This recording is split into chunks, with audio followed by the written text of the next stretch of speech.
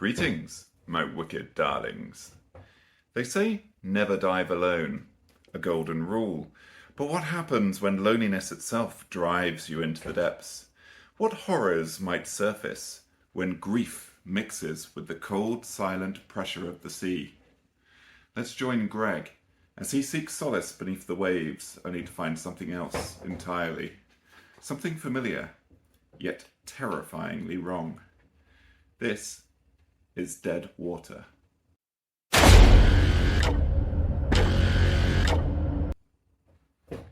The world felt muted as Greg walked slowly through the early morning mist. The tiny painted houses of Grimsdyke in the background were silent. The town was slumbering softly until the sun had reached more acceptable heights. The beach was empty. It was just Greg, walking contemplatively under the swirling mass of gulls with their hungry calls as they swept low over the waves. Like him, they were hungry for breakfast. Greg preferred to dive in the morning before the tourists arrived with their inane shouts and shrieks and cries. He preferred a world that didn't contain just him, the ocean, and perhaps later in the day, a pint and a pasty. He secured his tank, tightening the mask around his face. Every time he pulled on the mask, he remembered her. Rach.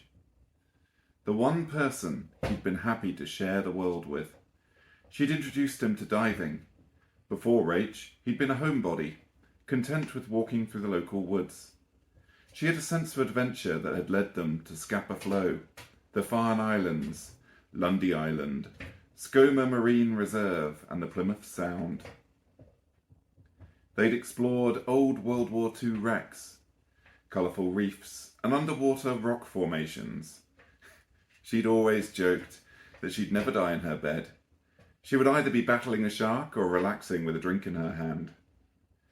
Which is why, when the doctor had diagnosed a pancreatic cancer, they'd both been shell-shocked. Her laughter came back to him, a faint echo in his mind, and he clenched his jaw against a sudden ache. She'd loved the South Coast. For one reason or another, they'd never made it to Grimsdyke. He was here on their wedding anniversary to rectify that, to celebrate their love with a cold, lonely dive. Greg waded into the water alone with a practiced ease. The golden rule of diving is that you never dive alone. Well, cancer, that fucking thief, had robbed him of his dive partner, and no one else would compare. Besides, he'd broken the rule countless times without any trouble. The sea was a second home to him. Diving solo was no big deal. He'd read about survivorship bias, the illusion of invincibility that grew with each risk taken. But is it really a risk if you have nothing to live for? It was just him and the rushing, hissing sound of his breath in the regulator, his heartbeat steady in his ears. His plan today was a shallow dive, just to get to know the area. He set off towards the wreck of the Anne, a remnant of the Battle of Beachy Head in the 17th century, partially buried in the sand and mud. As he drifted down, his eyes adjusted to the darkening green, shapes softening as he sank deeper. Greg was just nearing the hull when he caught a glimpse of something resembling a large conger eel swimming through the wreck. They were not uncommon in these waters, but as he moved closer to investigate, he saw something out of place. The dark shape appeared to be a most unusual diver. It wasn't wearing any hood, even in the cold temperatures of the sea around southern England. Short black hair swayed in the current, dancing like a net of seaweed around her head. Greg blinked, fighting back the first stirrings of panic. Something was wrong. It was unusual to see another diver here, especially alone, but not unheard of. Still something. Something about the way she hovered near the wreck, with her face turned away from him, hair brushing her shoulders, felt off. It was like a memory resurfacing. He swam closer, his strokes cautious. As he neared, her dark dry suit seemed to blend seamlessly into the water's shadow. When she turned, her face caught the dim sunlight filtering through the waves. It was Rach. The breath snagged in his throat, and for a moment he forgot to inhale. His lungs burned as he held it in the silence.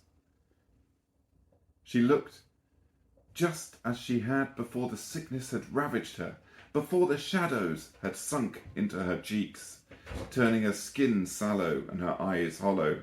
She was Rach in her prime, her face alive, unmarked by pain, and yet she was different. It took him a few beats to realise what was wrong.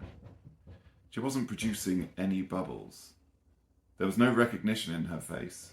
Nothing escaped her lips. No air, no life. Just that cold, eerie calm. Greg's hands shook, his heart thundering in his chest. He wanted to believe it was a trick of the light, some cruel illusion brought on by his grief. But then she reached for him, her fingers stretching through the water as if to grasp at him. Instinct took over. He backfinned hard, trying to create distance between them, but she moved with him, gliding effortlessly, her eyes locking onto his. A strange black hunger radiated from her gaze. He wanted to scream, but all that escaped was a strangled whimper, muffled by his regulator. Rach, or whatever monstrous thing she was, moved closer, her face expressionless, her eyes too dark. She snatched at his ankle as he kicked towards the surface, missing as he tried to escape. Greg felt it then, an unyielding grip, ice cold even through the dry suit. Her hands had managed to clamp around his ankle. He glanced back at her, at those eyes that had once been warm. Now they were hollow, black pits devoid of humanity. With a final surge of strength, he wrenched free, kicking hard towards the surface. The urge to breathe, to fill his lungs with air, was overwhelming. He tried to force himself to stay calm, breathing out almost constantly to avoid barotrauma. But her pursuit was relentless. Fuck! Depression, sickness. Greg kicked hard, his muscles screaming, each stroke frantic. Each movement was a desperate push towards the light above. He knew he was breaking all the rules of diving, but he also knew that to go any slower would mean death. His muscles screamed at him. Just a few more meters. Kick. Breathe. His chest tightened, heart pounding like a drum. The surface shimmered. Almost there. Almost. Fingers brushed his ankle. He kicked again harder, tearing himself free. His vision blurred, spots dancing. One final desperate push. And then he broke through, his body launching into the blazing sunlight as the air escaping from the overpressure valve of his jacket and dry suit auto pump valve propelled him. The light was blinding, the heat warm against his face. He gasped, gulping air, ragged breaths tearing through him. He turned, still thrashing, scanning the water around him. Just waves, gentle, indifferent. He dipped his head to look beneath him, but could see nothing. No sign of the creature, just the empty sea. He lifted his head from the water, feeling the waves lapping gently against his shoulders, looking at the familiar strength of the coastline in the distance. No sign of her. No trace of the pale, silent figure that had haunted him in the depths. He swam as fast as he could muster towards the beach, stumbling onto the sand, collapsing to his knees. His lungs burned, his mind racing with the memory of her face, her touch, and the cold certainty of her grip. For a long time he sat there, staring out at the ocean, trying to make sense of what he'd seen. He knew he'd never be able to explain it, never be able to tell anyone without it sounding like nitrogen narcosis, the rapture of the deep, or just plain insanity. But he knew what he'd seen. His last memory of Rach had been in a hospital bed, pale and fading. Now, as tears pricked at his eyes, it was of her outstretched hands, trying to pull him back into the watery depths. As he turned away, he felt a lingering chill in the pit of his stomach.